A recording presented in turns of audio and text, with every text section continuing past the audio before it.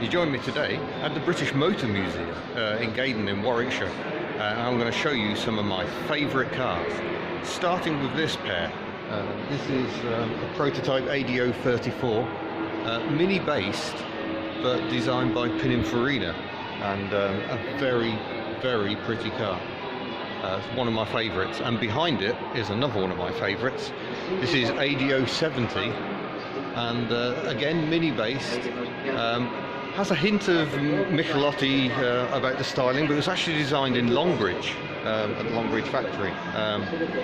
Show you some other things. This is 9X, developed by Alec Izagonis, designer of the Mini, but it has a really neat little compact overhead cam engine, and he did intend for it to have a gearless transmission as well. That didn't quite come to pass. Then we got the Triumph Lynx.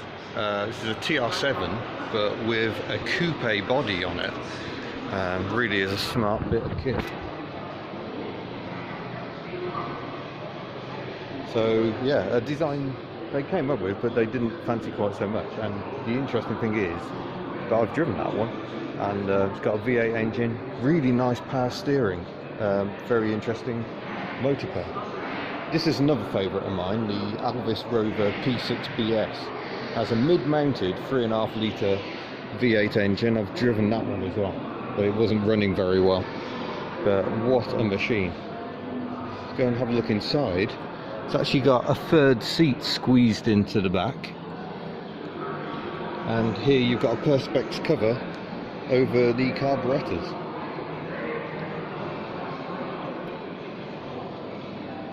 But yeah, the British Motor Museum is one of my favourite places to go. I mean, I can't, there's no way I can do a tour of all these cars. There's so many brilliant cars. I mean, here's Nub 120, by the look of it, yeah. A very famous rally-winning XK120 that's just had a retrim. So this is the first time I've seen it since it's had the retrim. That's been very nicely done, so you don't lose the patina of the ages. Yeah, I mean, you'll see the paintwork isn't immaculate. That's all part of the appeal. LWK 707. I know a lot about this car. I drove this car for Classic Jaguar fairly recently. Look at the original aged number plate. The car has been repainted because it had an accident back in about 2008 at Goodwood Festival of Speed. So it was repainted. Well, it was all straightened out by Classic Motor Cars in Bridgnorth, and then painted by Alex at Body Beautiful Cars Limited in Bridgnorth, and he told me he's put something like 20 odd layers of paint on this car, so it's still a slightly matte, slightly dull finish. Beautifully done, and a lovely car to drive. So Sterling Moss and a group of other drivers drove this car at over 100 miles an hour for an entire week. Back in 1952, I believe. Yeah, incredible. So we're now up on the mezzanine. So let's go and see what we can find here. Model Range Rover, built in 1969. And look at this, Triumph XL90. Isn't it a shame we're not driving around in stuff that looks like that? And here's a Rover jet turbine car. They persisted with jet turbines for quite a long time.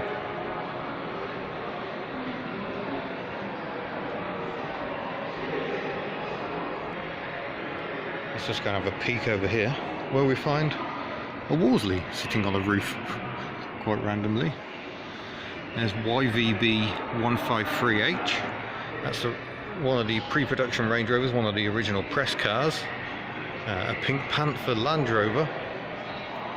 And another of my favourite vehicles here, the Darien Gap Range Rover.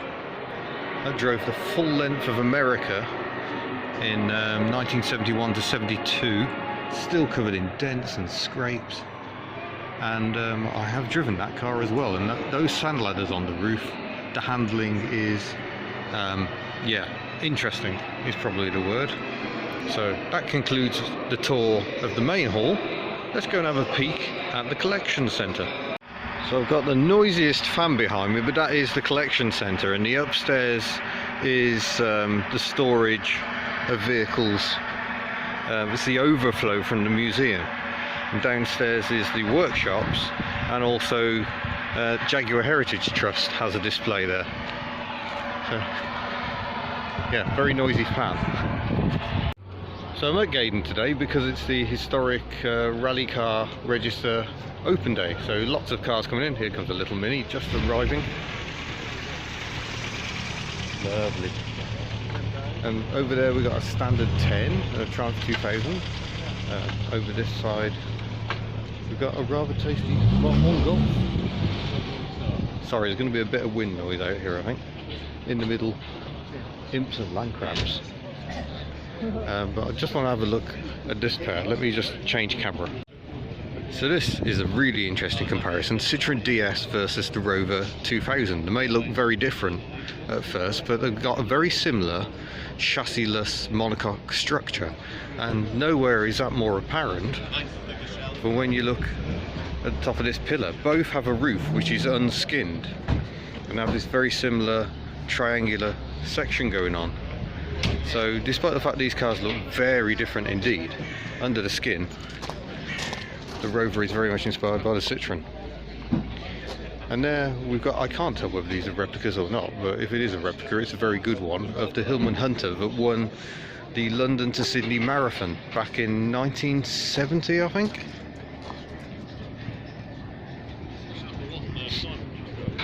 So if you're going to Australia, you need a decent rhubarb. And there's some American thing. I'm not very good on American cars. And it's an AMC. A V8 engine. It looks like it's done the Paris Peking Rally. Perhaps with this stupendous support truck. Look at that. A bit of alright, isn't it? Blimey. Who says you can't have money and taste? That's fantastic. Little Lotus Lamb plus 2. Apologies for wind. Oh.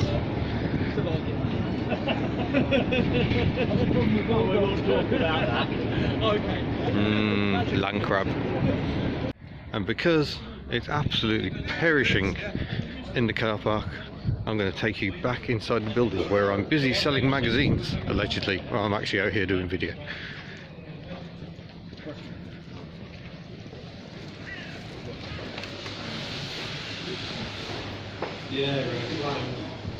Metro 6R4. Back inside of the mezzanine, lots of lovely magazines to buy. Great deals to be had. There's Phil, he's my boss. And yet more Metro 6R4s.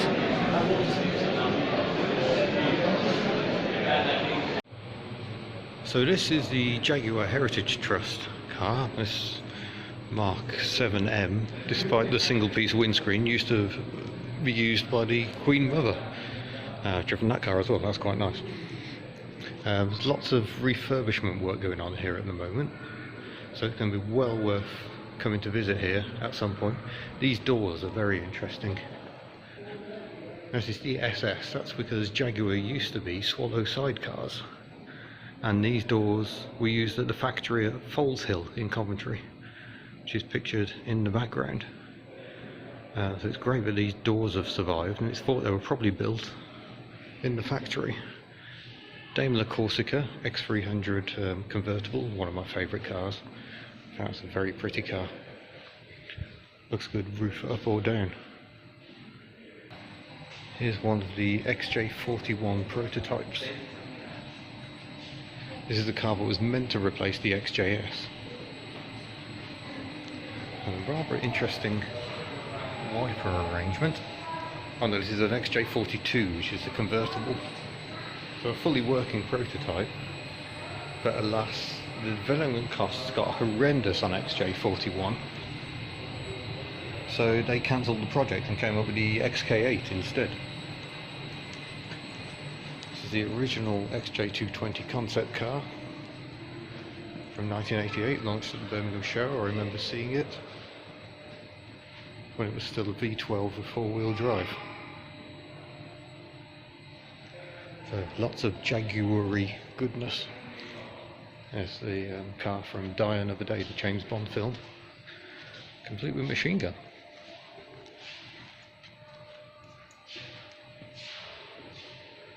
Right, let's head upstairs. So this is the XJ13 Le Mans racer that never raced, with a quad cam V12 in the back. Formidable bit of kit. Note there are cutouts in the dashboard. That was so Lofty England, who was then the boss of Jaguar, could drive it. Right, now we're upstairs in the overflow area, and here's an interesting car. This is a Mini 1275 GT body shell that was discovered in a tunnel underneath the Longbridge factory. If we come over here, we can see down into the workshops. That's the Leyland Straight 8, I believe. That's very old. E-Type Jaguar down here, and look, XJ40 Estate. Very interesting car. Next to a little swallow-bodied Austin. But this is the real holy of holies stuff. So this is all the cars that don't fit in the main building. And we've got really old stuff and really new stuff as well. The last Mini, the last Rover 100, signed by all the employees. A police Range Rover.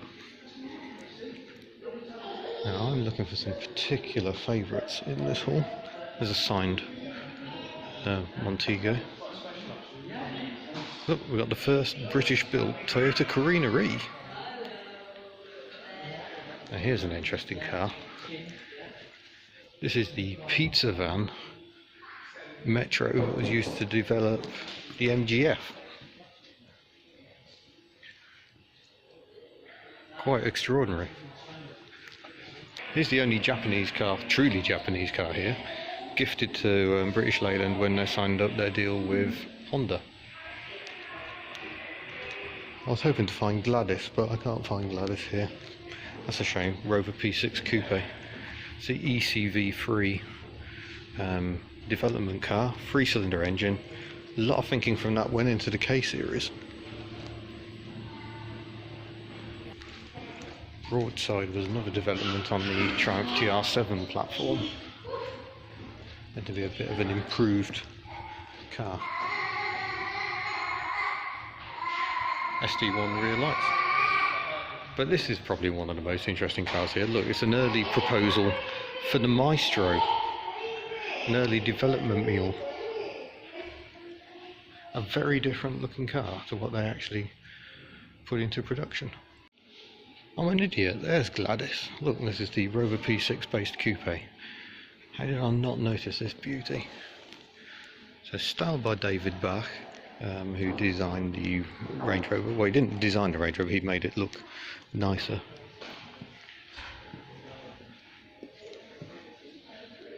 Really is a beautiful looking car. Here's another little Swallow Austin.